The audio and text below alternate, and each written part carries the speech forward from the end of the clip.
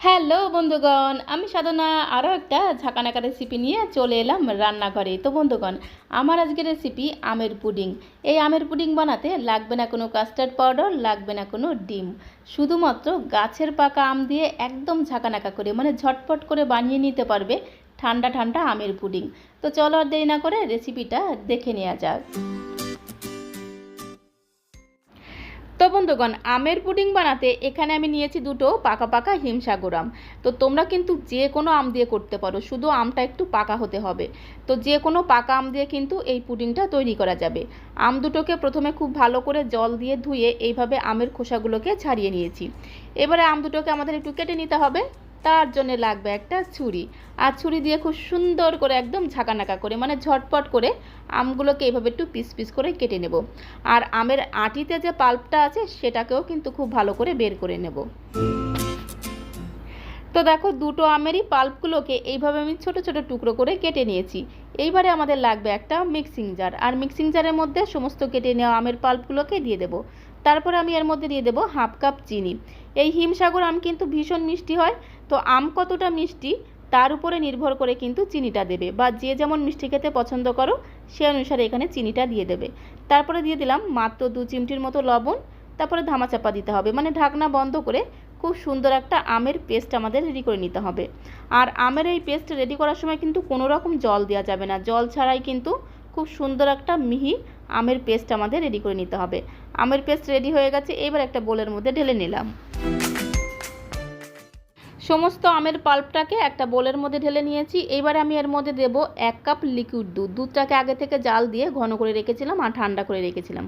তো নর্মাল টেম্পারেচারে রাখা দিয়ে দিলাম 1 কাপ দুধ। দুধটাকে দিয়ে খুব সুন্দর করে একটা হ্যান্ড উইস্কার দিয়ে একদম ঘোটানাটা করে প্রথমে মিশিয়ে নিতে হবে। তো 1 কাপ দুধ দিয়ে প্রথমে মিশিয়ে নেওয়ার পরে এর মধ্যে দিয়ে দেবো আরও 1 কাপের 4 ভাগের 1 ভাগ দুধ। তো দেখো, আরও দিয়ে দিলাম 1 কাপের 4 ভাগের 1 ভাগ দুধ। দুধটাকে দিয়ে আবারও খুব সুন্দর করে সমস্ত কিছুর সঙ্গে ভালো করে মিশিয়ে নিতে হবে। তো বন্ধুগণ, আমের পাল্পের সঙ্গে যখন দুধটা মেশাবে, দুধটা যেন অবশ্যই ঠান্ডা হয়, না হলে কিন্তু দুধটা কেটে যাবে। তো আমের পাল্পের সঙ্গে দুধটা মিশিয়ে একটা সাইডে আমি সরিয়ে রেখে দিলাম। আর এদিকে অন্য একটা বাটিতে আমি নিয়েছি হাফ কাপের মতো লিকুইড দুধ। আর এই লিকুইড দুধের মধ্যে দিয়ে দিলাম বড় চামচের 1 চামচ গুঁড়ো দুধ। একটু যদি গুঁড়ো দুধ দেওয়া যায় না, এই পুডিংটা খেতে জাস্ট অসাধারণ টেস্টি হবে। এইবারে আমি এর মধ্যে দিয়ে দিচ্ছি বড় চামচের 4 চামচ কর্নফ্লাওয়ার। তো এই কর্নফ্লাওয়ারটাকে অল্প অল্প করে দিয়ে মেশাবো। এই কর্নফ্লাওয়ারটাই কিন্তু এই পুডিংটাকে জমাট বাঁধতে সাহায্য করবে। তো কর্নফ্লাওয়ার আর গুঁড়ো দুধটাকে লিকুইড দুধের সঙ্গে খুব সুন্দর করে একদম ঘোটানাটা করে মিশিয়ে নিতে হবে। তারপরে আমাদের চলে যেতে হবে ওভেনের কাছে। গ্যাসের ফ্লেম জ্বালিয়ে দিয়ে এখানে আমি একটা সসপ্যান বসিয়ে দিয়েছি, আর সসপ্যানের মধ্যে সমস্ত আমের পাল্পটা ঢেলে দিলাম। এবারে গ্যাসের ফ্লেম মিডিয়ামে রেখে জাস্ট মিনিট খানেক একটু পাল্পটাকে জাল দিয়ে নিতে হবে। যখনই আমের পাল্পটা ফুটতে শুরু করবে, গ্যাসের ফ্লেমটা একদম লো করে দিতে হবে। এবারে যে কর্নফ্লাওয়ার আর গুঁড়ো দুধটাকে লিকুইড দুধের সঙ্গে মিশিয়ে রেখেছিলাম, সেই মিশ্রণটিকে দিয়ে দিতে হবে। তারপরে খুব সুন্দর করে একটা চামচ দিয়ে একদম ঘোটানাটা করে মিশিয়ে নিতে হবে। তো বন্ধুগণ, আমের এই মিশ্রণের মধ্যে কিন্তু একদমই গরম দুধ দেওয়া যাবে না, গরম দুধ দিলেই কিন্তু দুধটা কেটে যাবে। তো মিশ্রণটিকে প্রায় আরও মিনিট খানেক খুব ভালো করে আমি নেড়েচেড়ে মিশিয়ে নিয়েছি, আর মিশ্রণটি কিন্তু অনেকটাই গাঢ় হয়ে গেছে। আর এদিকে দেখো, আমি নিয়েছি একটা পুডিং মোল্ড। পুডিং মোল্ডের মধ্যে সামান্য একটু সাদা তেল আমি একদম ঝাঁকানাকা করে ব্রাশ করে দিলাম। চাইলে কিন্তু তোমরা সামান্য একটু ঘি অথবা বাটারও ব্রাশ করে দিতে পারো, তাতে কোনো সমস্যা নেই।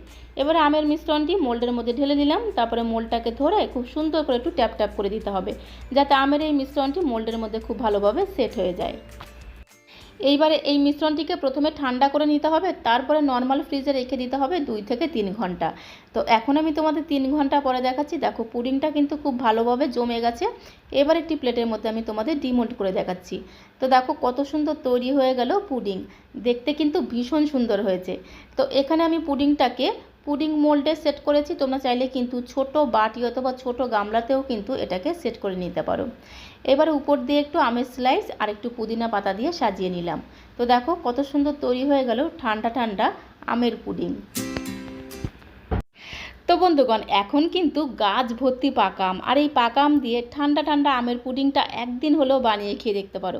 আশা করি তোমাদেরও ভীষণ ভীষণ ভালো লাগবে। বানানো একদমই সোজা আর খেতে হয় দুর্দান্ত।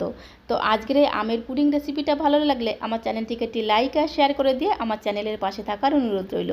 তো আজকের মতো এই পর্যন্ত, সবাইকে অসংখ্য অসংখ্য ধন্যবাদ।